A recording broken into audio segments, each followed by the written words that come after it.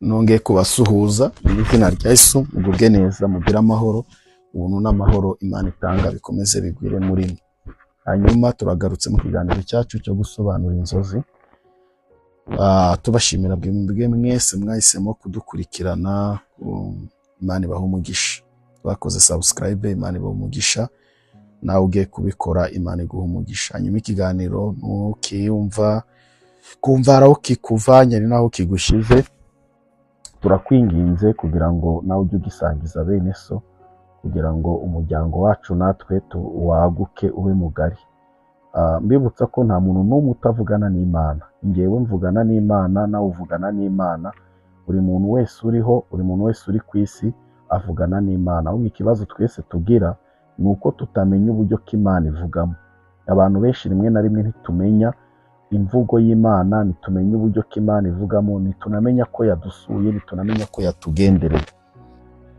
Ariko buri muntu wese avugana n'Imana. Nusoma muri Yobu 33 uhereye ku murongo waho wa 13, 14, 15 akwereka ko nta muntu n'umwe utavugana n'Imana. Abasenga, badasenga, bakijijwe cyangwa badakijijwe, bose bavugana n'Imana. Ahubwo ikibazo tugira nuko tutamenya uburyo k'Imana ivugamo.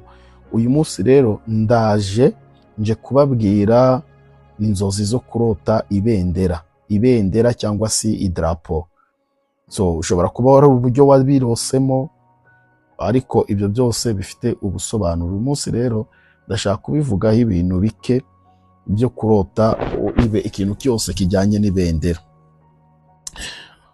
Ushobora kurota ufashe ibendera mu ntoki. Ushobora kurota wenda ukarota ufashe ibendera mu ntoki. Ibyo bintu bifite icyo bivuze.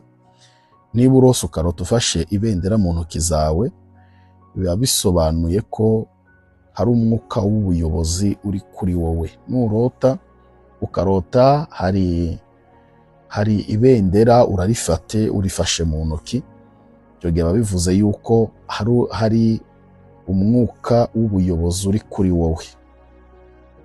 Wari umwuka w'ubuyobozi uri kuri wowe, kandi ubuyobozi buratandukanye. Hari umuntu uri umuyobozi wa koperative, umuyobozi w'ikibina, umuyobozi w'itsinda, umuyobozi. Ibyo nta hantu biba bihuriye, nta nubwo ari n'umuyobozi wa kampani. Ibyo biba bivuze yuko ari umwuka w'ubuyobozi ariko bwo muri leta. Haba ari umwuka w'ubuyobozi bwo muri leta buri kuri wowe. Imana ibikugabije ubuyobozi mu biganza byawe. Ushobora kurota rero ukarota uhagaze imbere y'ibendera. Nurota ukarota uhagaze imbere y'ibendera, ibyo biba bisobanuye yuko hari inshingano nshya baba bagiye kukurondorerwa, uba ugiye kurondorerwa, cyangwa se inshingano nshya uba ugiye kwinjiramo. Hano iyo tuvuze inshingano ntabwo biba bivuze byo ko ari muri leta, ni inshingano izo arizo zose. Swati n'umusore urose uhagaze imbere y'ibendera, ushobora kuba ugiye kwinjira mu nshingano z'urugo, zo gushaka, zo kuyobora urugo rwawe, zo kuyobora umuryango wawe. Iyo urose rero uri imbere y'ibendera, biba bivuze yuko hari inshingano nshya ugiye kwinjiramo. Swati zishobora kuba ari inshingano z'ibindi bintu ugiye kujyamo runaka. Mbahaye urugero rw'umusore cyangwa se umugore. Wenda umuntu yari umukobwa akarosata ahagaze imbere y'ibendera. Ari n'igihe cyo Imana ibimubwiye ko, Imana akenshi ari igihe kibimubwiye ko, zibye ko bishobora no kuba n'ikindi kintu, ariko cyane cyane ari igihe cy'Imana ibimubwiye ko agiye kwinjira mu inshingano zo kubaka urugo, zo kubaka umuryango. Ushobora kurota nanone rero ukarota wenda n'urugero ng'ibendera rishinze iwawe, ukabona ibendera rishinze iwawe.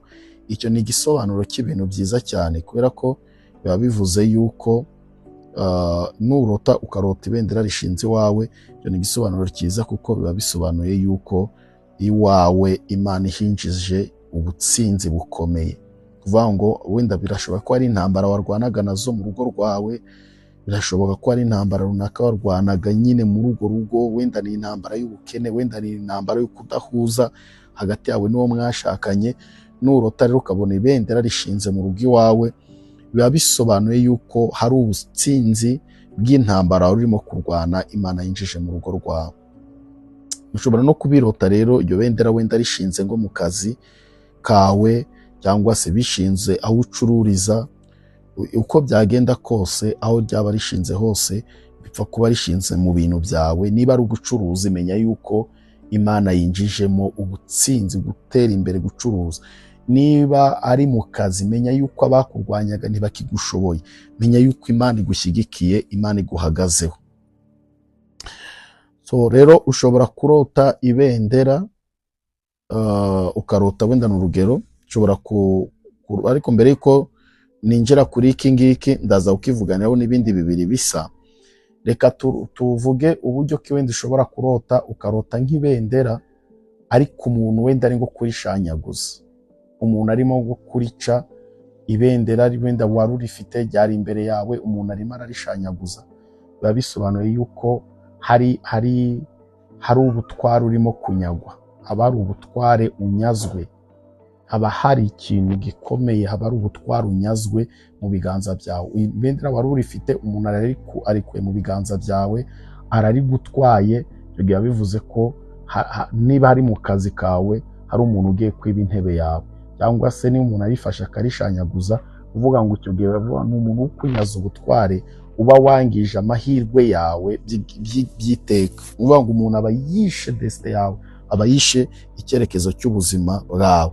Hanyuma reka turebe kurota ibendera rirenze rimwe, ukayirota wenda urosa amabendera, tuvuga urosa amabendera y'u Rwanda, ukayarota ari imbere yawe. Kuvuga ngo amabendera y'u Rwanda, urosa ibendera ry'u Rwanda ariko urirose rirenze rimwe, 1, 2, 3, 4, 5, 6, nyine ni menshi. Ari aho ngaho. Icyo gihe biba bivuze iki rero? Icyo gihe iyo urose ibendera rirenze 1, 2, 2, 3, biba bivuze ko Imana iguhaye uburame. Nurota ukarota ibendera, ukarota ibendera wenda ry'u Rwanda 1, 2, 3, ukayabona, icyo gihe biba bivuze ko Imana iguhaye uburame. Icyo gihe ubuzarama, icyo gihe biba bisobanuye yuko uzajya ingoma zitandukanye, uzarya ingoma zirenze imwe. Ingoma imwe izavaho hajye yindi, hagive ingoma imwe hajye yindi, ave ingoma imwe hajye yindi. Hari abakecuru umuntu aganira nabo bafite imyaka 100 n'indi, ari igihe cyakubwira akakubwira ati ngewe umwami runaka, ari n'ukubwira ati ngewe umwami runaka namubonyeho.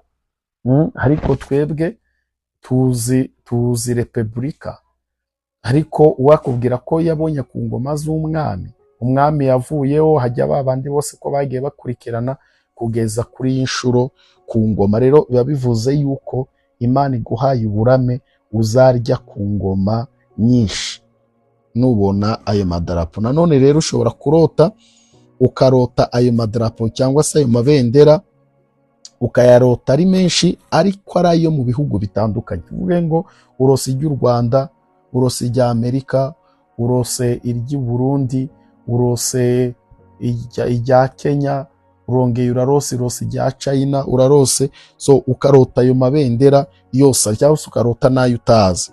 Icyo gihe biba bivuze yuko Imana ikugabije ibihugu bitandukanye. Imana ibikugabije ibihugu bitandukanye, Imana ibiguhaye amahirwe muri ibyo bihugu, Imana ibikugabije. Hari ibyo uzajyamo ugiye wenda muri business, hari ibyo uzajyamo ugiye mu manama, hari ibyo uzajyamo ugiye gucuruza, hari ibyo uzajyamo ugiye gutembera. Biba bisobanuye ko Imana ikugabije isi, Imana ibikugabije ibihugu bitandukanye.